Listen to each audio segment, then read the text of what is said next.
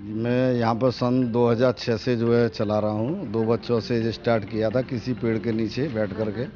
उसके बाद में सन 2010 में मैं यहाँ पर आया हूँ। वहाँ से शिक्षा देता चला आ रहा हूँ।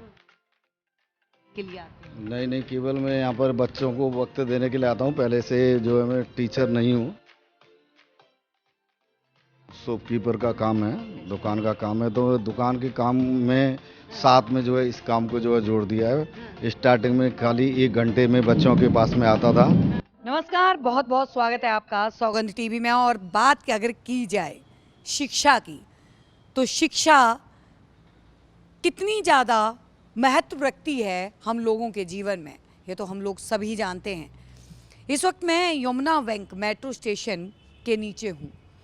ये वही ब्रिज है जिसके नीचे एक द अंडर ब्रिज जो है स्कूल चलता है, the school in the under bridge. आप लोग मेरे पीछे देख सकते हैं, यहाँ पर स्कूल जो है ये बनाया गया है। इस स्कूल को पूरी तरह से यहाँ पे ब्लैक बोर्ड जो हैं वो बनाए गए हैं। ब्लैक बोर्ड की संख्या अगर हम बताएं तो 10 है। हर किसी पे कुछ ना कुछ लिखा गया है। और आपको बता दें, यहाँ पे 7वीं तक बच्चे पढ़ने के लिए आते हैं। ये निशुल्क स्कूल है जिसमें बच्चों को निशुल्क में शिक्षा दी जाती है। शिक्षा भी उन गरीब बच्चों को जो अफोर्ड नहीं कर पाते हैं स्कूल की फ़ीस को, उनके लिए यहाँ पे मुफ्त में ये शिक्षा का माध्यम जो है वो बनाया गया है। ऊपर दिखाना चाहूँगी, ये मेट्रो का ब्रिज है, इसके ऊपर मेट्रो चलती है और मेट्रो के नीचे यहाँ पर बच्चों को शिक्षा दी जाती है। तमाम यहाँ पे सामग्री जो है वो शिक्षा के लिए यहाँ पे रखी गई है। सौंदर्यकरण जो है वो यहाँ पे किया गया है। शिक्षा की अगर सामग्री की बात की जाए तो किताबें यहाँ पर जो उपलब्ध हैं, यहाँ पे किताबें जो हैं वो रखी गई हैं। यहाँ पर कुर्सी और चेयर, क्योंकि जो लोग पढ़ाने के लिए आते हैं उन लोगों का सामान जो है वो यहाँ पे देखा जा सकता है।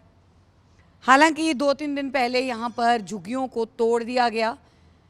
बच्चों की तादाद शायद थोड़ी कम हो गई, लेकिन अगर बात बताई जाए तो लगभग 200 से 250 बच्चा यहाँ पर निशुल्क में शिक्षा ग्रहण कर रहा था।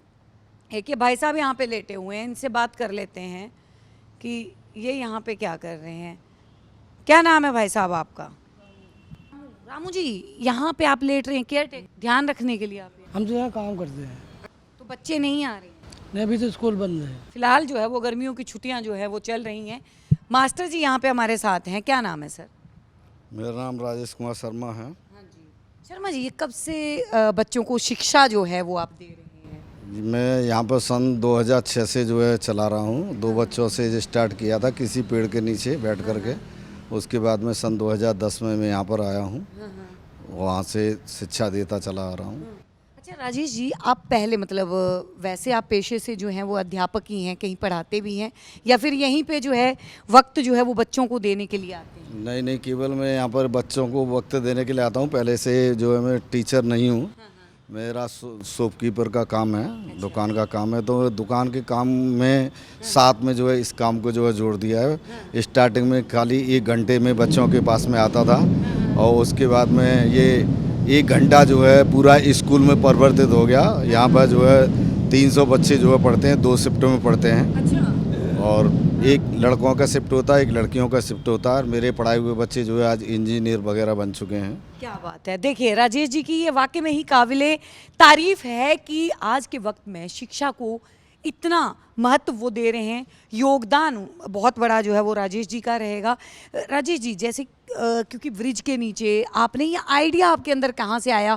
क्योंकि जगह का भी देखना पड़ेगा कि आपने ब्रिज के नीचे से बनाया है, सौंदर्यकरण किया, अपने खर्चे से सारी चीज़ें की होंगी। नहीं, इसमें काफ़ी लोग सामाजिक लोग जुड़े हैं। अच्छा। और एनजीओ वगैरह से हम किसी से सपोर्ट लेते नहीं हैं, क्योंकि वो कुछ देते हैं, कुछ जो है का नाम है ज़्यादा लिखते हैं। हाँ, हाँ, हाँ। तो वो चीज़ नहीं है। आम लोग जो है हमारे साथ में जुड़े हैं। सन 2010 15 में इसका जो है ब्रॉडकास्ट हुआ था, तब जो है लोगों को मालूम पड़ा है, सभी चैनलों पर ये जा चुका है। तो वहाँ से लोगों को प्रेरणा मिली है, यहाँ पर आते हैं बच्चों के लिए नोटबुक है, पेंसिल है, ये सारी चीज़ें दे जाते हैं। बाकी समय समय पर अपना जो बच्चों का केक वगैरह यहीं पे आके काटते हैं, क्योंकि कॉलोनी में इतनी जगह नहीं होती है, यहाँ पर पूरे बच्चे मिल जाते हैं। इनका हक है, वो चीज़ इनको जो है यहाँ पर मिलती है।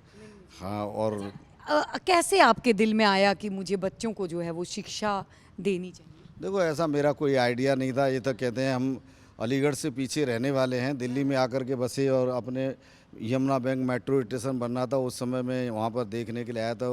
ये चीज़ देखने आया था कि 70 फीट नीचे ज़मीन में से किस तरीके से खुदाई होती है, कैसे मिट्टी निकलती है।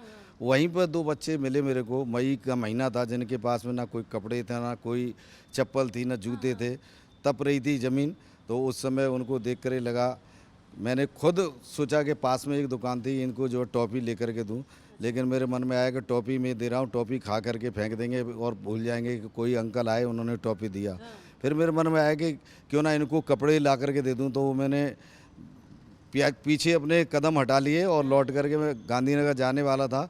तो उसी समय जो है मेरे मन में विचार आया कि जो कपड़े तुम दे रहे हो 100-150 रुपये कपड़े दोगे, इनके माँ बाप इनको भी नहीं पहनने देंगे, कह देंगे बेटे गांव चले गए तब पहन लेना, और ये पेटी में बंद करके रख देंगे।